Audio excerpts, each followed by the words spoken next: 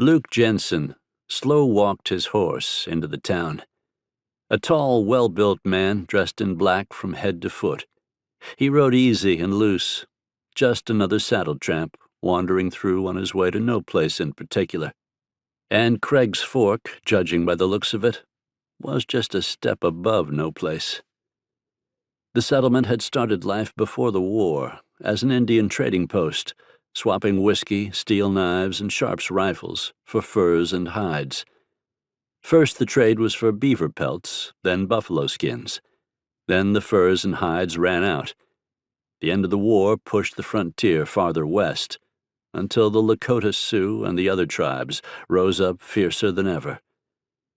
Craig's Fork had always been home to rougher elements: the fur trapper brigades, mountain men, buffalo hunters, and riverboat men using the Kansas River to move goods, all mixing with natives looking to trade. Not to mention the whores who serviced all comers during any boom. These weren't the breed of men with much use for civilization, or any laws that came with it.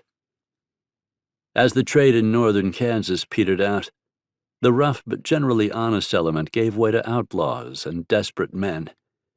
Craig's Fork became known as a place where owl hoots and gun hawks could congregate without fear of interference from the law. Justice was determined by being the quickest to kill, or by making violent allies to watch your back and impose fear.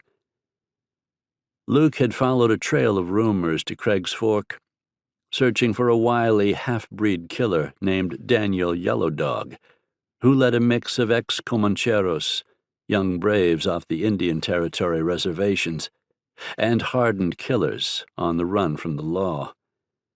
They raided west into the mining and ranching towns of Colorado, then ran for the contested lands of western Kansas, where they hoped fear of Sioux war parties would stop any pursuit.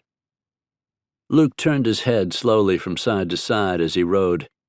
He saw a boarded-up assayer's office left over from more prosperous times, next to a run-down hotel that probably doubled as the local cat house.